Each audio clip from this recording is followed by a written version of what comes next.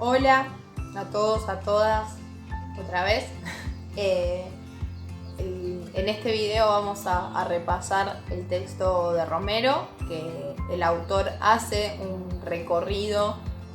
sobre lo que fueron los primeros gobiernos radicales, pero sobre todo la unidad que nosotros leemos es la que habla sobre el gobierno de Irigoyen. Para que tengan en cuenta, antes de que Irigoyen sea presidente de la nación, hubo una reforma en 1912, que es la ley Sáenz Peña, que se aprueba la ley Sáenz Peña, que esta ley es la que sanciona el voto universal, secreto y obligatorio. Universal solo para hombres, las mujeres no podían votar en esa época, pero es una ley que da inicio a una política de masas y que genera una apertura democrática en donde poco a poco, con un montón de problemáticas también en el medio, la sociedad argentina puede empezar a participar en la política, digamos, en los debates políticos y a tomar decisiones sobre también sus representantes, que bueno, en el periodo anterior, con el régimen oligárquico, sabemos por los textos que también vamos leyendo que era bastante complicado poder elegir, por la manera en la que se desarrollaban las elecciones y demás. Irigoyen como presidente fue electo en 1916, en 1922 es electo Alvear también, digamos de manera democrática, bajo la ley Sáenz Peña, y después en 1918 vuelve a ser electo Hipólito Yrigoyen, hasta que fue derrocado en 1930 por un golpe militar. Esto como para que ustedes lo tengan en cuenta así como paneo general. Tanto Irigoyen como Alvear eran radicales, pero a la vez también tenían un montón de diferencias entre sí, porque Irigoyen generó para algunos esta idea de santo laico que venía a regenerar la política de los viejos vicios que tenía el régimen anterior, y para otros era demagogo y un caudillo, digamos, que representaba los peores vicios de la democracia, mientras que Alvear fue identificado con los grandes presidentes del antiguo régimen y sus políticas se asimilaron también a los vicios y virtudes de este régimen anterior, ¿no? El régimen oligárquico. A pesar de las diferencias, digamos, personales que había entre ellos dos, los dos tuvieron que afrontar problemas muy, muy similares durante su presidencia, y también tuvieron que afrontar ambos el desafío de poder conducir las instituciones democráticas, digamos, con promesas de la reforma de la sociedad, que era de lo que hablaba el radicalismo en ese momento, y que había asumido como responsabilidad desde su conformación como partido, ¿no? Este giro al reformismo existió en toda Latinoamérica, tuvo lugar en toda Latinoamérica, pero en distintos momentos y con diferentes referentes en cada país. Pero la base de todo este giro al reformismo fue siempre el reclamo por la participación política, como este reclamo relacionado a las mejoras en la vida de los distintos sectores sociales, ¿no? Irigoyen durante su presidencia tuvo que afrontar el desafío de la Primera Guerra Mundial,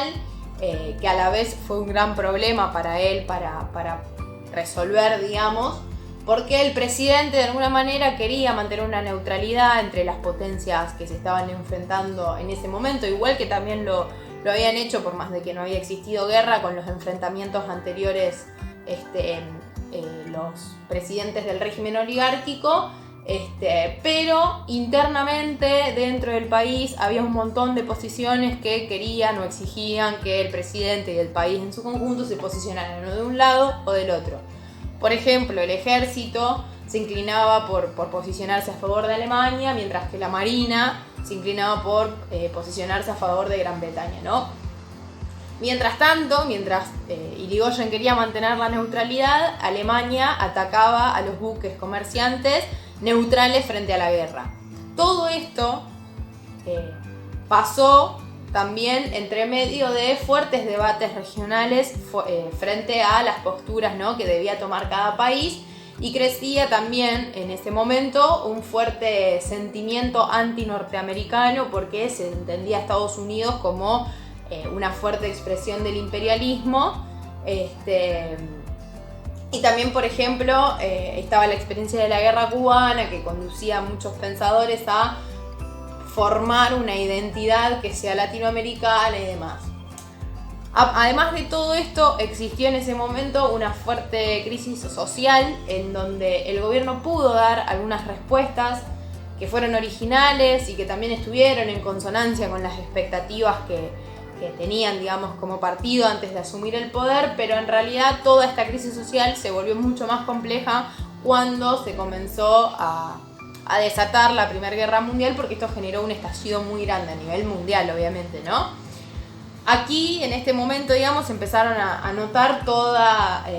las consecuencias en inflación, por ejemplo, en retraso de los salarios reales, había un fuerte nivel de desocupación, y la guerra de alguna manera también perjudicó las exportaciones, y en las zonas rurales esto generó que la situación de crisis social también se agrave, porque los chacareros estaban en situaciones muy deterioradas y también, digamos, la gente que trabajaba en el campo. Entonces, este clima de conflictividad social se comenzó a manifestar sobre todo a partir de 1917, a un año de que Irigoyen asuma el poder. En ese momento lo que se inicia es un clima de confrontación social muy grande que se extiende más o menos hasta 1922 y que este clima de conflictividad social se da en todo Occidente, lo cual genera de alguna manera una idea de revolución mundial que opera de alguna forma como ejemplo para los trabajadores, pero más aún para las clases propietarias,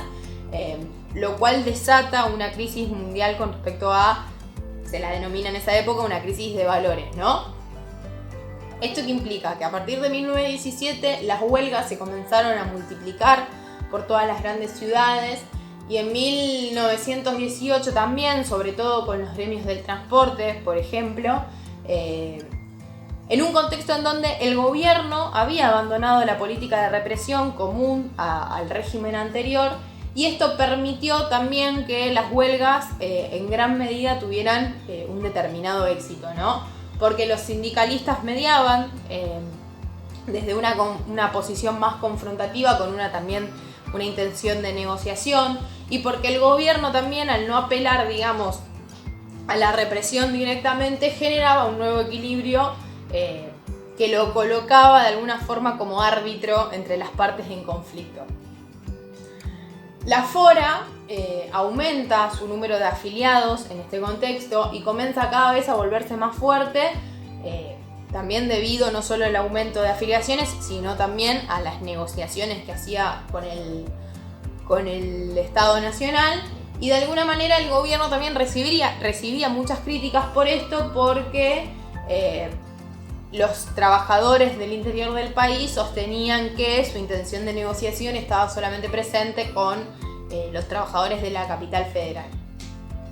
De alguna manera, más allá de toda esta intención, digamos, consensuadora, siguieron existiendo huelgas que fueron reprimidas, como por ejemplo la de los frigoríficos en 1918, y en el mismo año la de los ferroviarios, lo cual demuestra que esta zona, digamos, de equilibrio era muy estrecha y muy débil también por todo el contexto, ¿no? Mundial. En enero de 1919 sucede lo que todos conocemos como la Semana Trágica,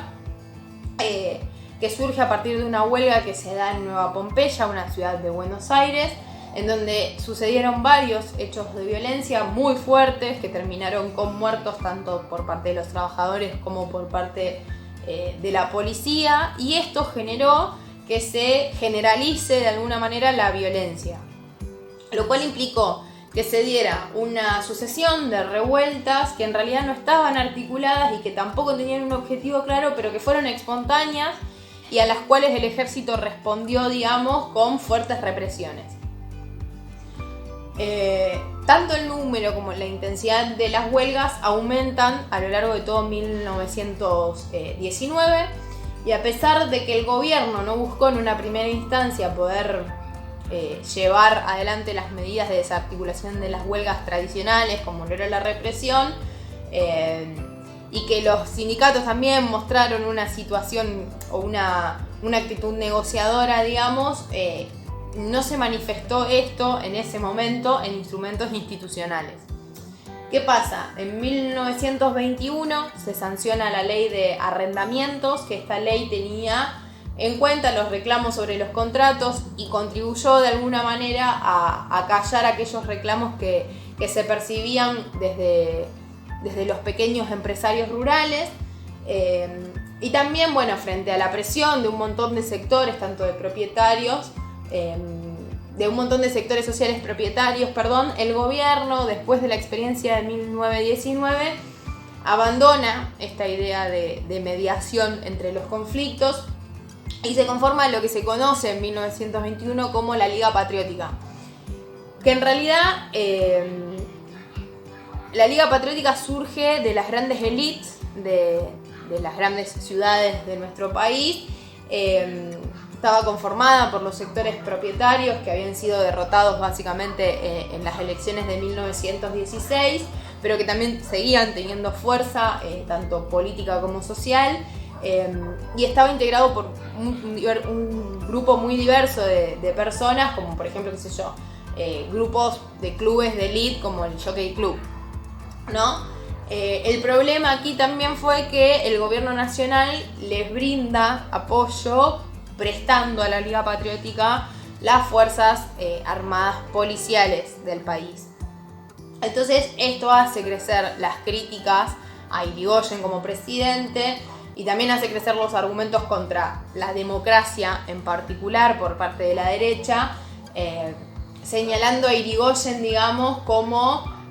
el sospechoso o el culpable de alterar el orden social que se venía dando en nuestro país. La Liga Patriótica de alguna manera también se dedica a lo que son los humanitarismos prácticos, que organizan escuelas, por ejemplo, para obreras y movilizan a las mujeres de la alta sociedad. La Iglesia Católica, que también es un actor importante, comienza en pleno pico de la crisis mundial en 1919 una colecta nacional que de alguna manera estaba, tenía el objetivo de movilizar a los más ricos de nuestro país y también de impresionar a los pobres. Y esto le dio a la iglesia mucha más fuerza aún, en donde se empezó a dar una competencia, cabeza a cabeza entre la Iglesia Católica y la militancia política de ese momento, porque la iglesia intentaba de alguna forma destruir al socialismo y comenzaron a crear algunas bibliotecas populares, dispensarios, entre otras cosas, ¿no? Pero a la vez, a pesar de todo este tipo de acciones, la iglesia clausuraba la idea de poder conformar un partido político como tal. El ejército, que también es otro actor muy importante, empieza a interesarse en los asuntos, políticos, quizás un poco inconformes con Irigoyen, con estas órdenes y demandas que recibían del presidente respecto a cuándo intervenir y cuándo no en los problemas sociales, y también quizás preocupados justamente por este manejo político que había de la institución del ejército. Se genera entonces, con todos estos actores también un poco a la vanguardia, un clima de desconfianza muy grande hacia la figura de Irigoyen, que crea un clima que lo vuelve receptivo de las críticas más duras hacia la democracia por parte de la sociedad. A esto básicamente se le suma que el contexto mundial y el mundo habían cambiado totalmente por la Primera Guerra Mundial y posterior a ella, lo cual demuestra que existía una necesidad de poder discutir cuál era el rol que debía tener el Estado en los conflictos sociales, entre un montón de otras cosas, y por las cuales también se lo criticaba al gobierno de Irigoyen porque no parecía demasiado rápido para aportar algunas soluciones novedosas. Lo que se plantea o lo que plantea el autor es que Argentina requería de alguna manera ideas nuevas y que por eso la discusión se volvió tan intensa, cabalgada también por los sectores de la derecha que querían debilitar a la Unión Cívica Radical con la figura de su presidente, que eran quienes les habían ganado en las elecciones. El Partido Socialista, que también fue un actor político, estaba lejos de las posturas de ruptura, era visto como la coronación y el perfeccionismo de la democracia liberal, y propusieron una especie de política criolla en la que englobaban junto al conservadurismo tradicional también el radicalismo. El socialismo apuesta todas sus fichas a las elecciones y reúne en Capital Federal un gran caudal de votos, pero el problema que tiene es que no logra consolidarse a nivel nacional, y esto implica que tengan que apostar por los resultados de las elecciones a la acción legislativa y así poder generar mediante el Congreso un ámbito de representación social, ¿no? La sociedad argentina también venía atravesando cambios que eran muy profundos, que también maduraron posterior a la guerra y que explican de alguna manera que un apaciguamiento que se fue dando en ese momento de los problemas sociales. La inmigración se empezó a reanudar también y la mayoría de la población ya se había nacionalizado, la que estaba acá desde antes. La escuela pública acá tuvo un rol fundamental porque cumplió o generó en realidad un alto nivel de personas alfabetizadas, lo cual generó un gran público lector. Esto implicó que empiecen a crecer diarios, revistas, diarios de deporte, revistas, magazines que hablaban del espectáculo y entretenían, digamos, a la gente. También revistas como Villiquen, El Gráfico, por ejemplo. Y estas publicaciones, este auge de las revistas y que la gente leyera tanto, se volvió en realidad un vehículo eficaz para todos los mensajes en términos culturales y políticos de la época. Entonces, hubo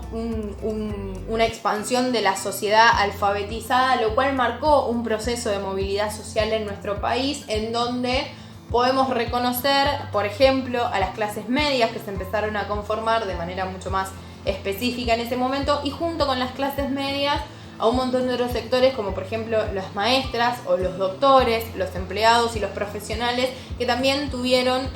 un fuerte crecimiento durante esta época. ¿Qué pasa también en ese momento? En 1918 sucede lo que conocemos como la reforma universitaria. En ese momento se cree, ¿no?, que frente a una población que estaba muy alfabetizada, que había, digamos, accedido a la escuela, la universidad de alguna manera constituye un fuerte obstáculo para poder continuar con esta expansión de formación profesional para los ciudadanos, y la reforma universitaria vino a ser una expresión muy contundente de la época sobre esta necesidad de transformación, ¿no?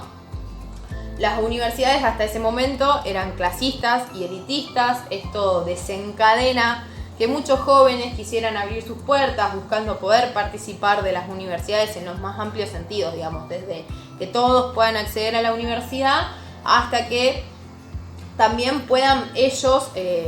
participar, por ejemplo, de las actividades institucionales de la misma facultad, que puedan vincular a las universidades con las sociedades de su tiempo, que haya un nivel de excelencia académica. Y todo esto generó una agitación estudiantil muy fuerte, que fue la que terminó generando la universidad como hoy en día la conocemos, es decir, la universidad pública, ¿no? Irigoyen, como presidente a esa revuelta, digamos, estudiantil, le muestra su apoyo.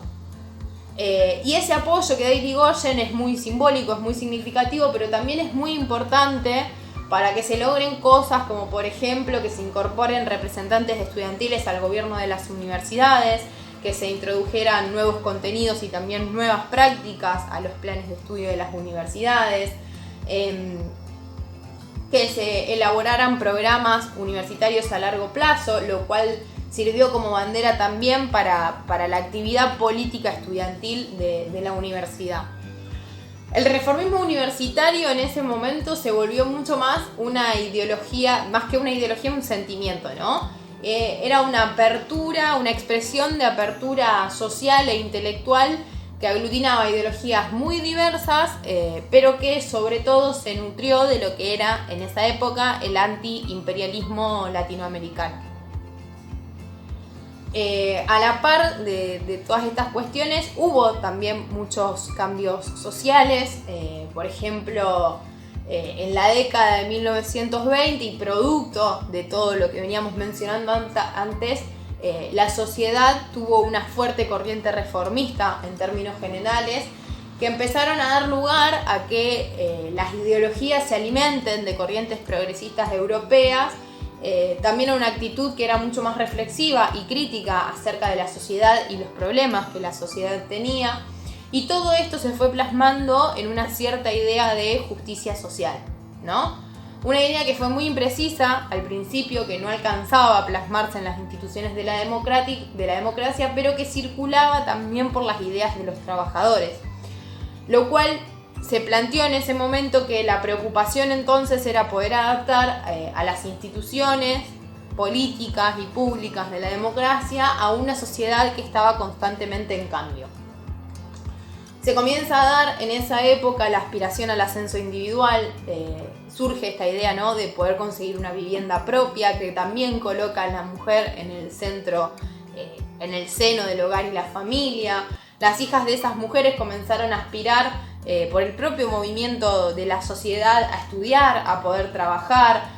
Empezó a haber una tendiente, digamos, de libertad sexual también para las mujeres. Se discutió todo el tema de la reducción de la jornada laboral, lo cual daba más tiempo al ocio de los y las trabajadoras. Y con él se empezó a discutir, con este tiempo de ocio se empezó a discutir con qué llenaban sus tiempos libres, y comenzaron a aparecer un montón de propuestas como el teatro. El tango comenzó también a ser aceptado por la sociedad y dejó ya de ser pensado como un estilo musical prostibulario como se lo consideraba hasta la época. El cine también aparece en estas discusiones, que fue mudo igual hasta 1929. El fútbol en 1931, que se profesionaliza una liga nacional, lo cual genera todo un mundo artístico e intelectual que también fue producto de toda la demanda cultural que tenía la sociedad en ese momento. Una característica fuerte de lo que fue la posguerra fue la gran presencia de Estados Unidos en algunos mercados como el automotor, por ejemplo, donde Argentina se volvió el principal comprador de este país. General Motors, hay muchas empresas que son de esa época que hacen crecer a Estados Unidos en el mercado mundial también. Y por otro lado, una relación con Gran Bretaña que se sostenía sobre la base mínima de los acuerdos económicos, que generaron que después de la posguerra la crisis en el país empiece a aumentar, y demostremos que nuestro país tenía poca capacidad de compra, lo cual para Argentina... que Gran Bretaña demuestre que tenía poca capacidad de compra, lo cual para Argentina significó un grave problema, porque Argentina no tenía compradores alternativos más que Gran Bretaña en ese momento. De alguna manera, para nosotros como país, la guerra manifiesta o deja ver lo débil de la economía argentina hasta ese momento, ¿no? Y esto implica que Argentina de alguna forma se encontrara en una economía, en un triángulo de la economía mundial entre las dos grandes potencias también, con las cuales no había logrado equilibrar las relaciones, sobre todo durante el gobierno de Irigoyen. En esta época, las crisis sociales también se empiezan a crecer, lo cual demuestra que el primer gobierno radical parecía quizás no tener las respuestas a cómo manejarse en ese contexto, a diferencia de Alvear, que quizás lo pudo manejar de mejor manera, pero solamente, digamos, poniendo parches a la solución. Alvear tampoco encontró una solución de fondo a los problemas que había en esa época, ¿no? Pero más allá de todo esto, lo novedoso de esta época fue el lugar que empieza a ocupar Estados Unidos, porque empieza de alguna manera en diferentes partes del mundo a ocupar el lugar que antes ocupaban las grandes potencias europeas. A su vez, aparte de todo este contexto de crisis económica, en Argentina lo que había era un problema que era muy difícil, que era lo difícil que se estaba tornando la construcción de la democracia. Si bien nosotros sabemos que en 1912 con la ley Sespeña existió una reforma electoral que buscaba ampliar la ciudadanía, garantizar la expresión de los y las ciudadanas, bueno, de los ciudadanos porque las mujeres no estaban involucradas, asegurar el respeto por las minorías y demás cuestiones, este proceso no fue un proceso automático. O sea, no es que cuando se aprueba la ley Sespeña se terminan los conflictos políticos. Por un lado estaba la discusión sobre los inmigrantes que no estaban nacionalizados, por ejemplo, que esa discusión se fue resolviendo de una manera más natural, pero que sin embargo la participación de los inmigrantes no fue masiva en ese momento, y la ciudadanía se fue constituyendo muy lentamente en la sociedad argentina. El radicalismo apunta fuertemente a lo que es la educación y la integración del ciudadano y su familia en una sociedad que pueda ser integral, y así fue que se fue conformando este nuevo ciudadano que estaba educado y que era consciente tanto de sus derechos como de sus obligaciones, y que paulatinamente se fue revelando en realidad la dimensión política de todas las actividades que se llevaban adelante. ¿Qué pasa? La UCR así se convierte en el primer partido moderno de masas, y el socialismo, que también estaba muy presente, carece igual de una dimensión nacional a diferencia de la UCR, lo cual no permite ponerlo, digamos, en la misma posición. A partir de 1928, la participación política se empieza a arraigar a través de todos los partidos políticos. Hay una intensa politización de la sociedad, se comienza a hacer mucho uso de la democracia, lo cual se ve en las elecciones en ese momento, aunque más allá de esa participación masiva, los mecanismos, digamos, institucionales que tenía el Estado eran muy, muy delicados y muy débiles. ¿Qué pasa? Paralelamente a esta politización, digamos, que había en la sociedad, las Fuerzas Armadas también empiezan a tomar un rol cada vez más preponderante dentro de lo que era el Estado. Particularmente el ejército es el que más empieza a crecer, porque en la medida en la que ellos mismos iban definiendo cuáles eran sus intereses propios como colectivo, también se empezaron a convertir en un actor político considerable, ¿no? A tal punto, esta importancia, esta relevancia que toma el ejército, que en 1930, 2 años después de la masiva, digamos, politización de la sociedad, al segundo gobierno de Irigoyen lo derrocan las Fuerzas Armadas en un golpe de Estado. Bueno, esto es todo de Romero, espero que les sirvan y nos vemos en el próximo video.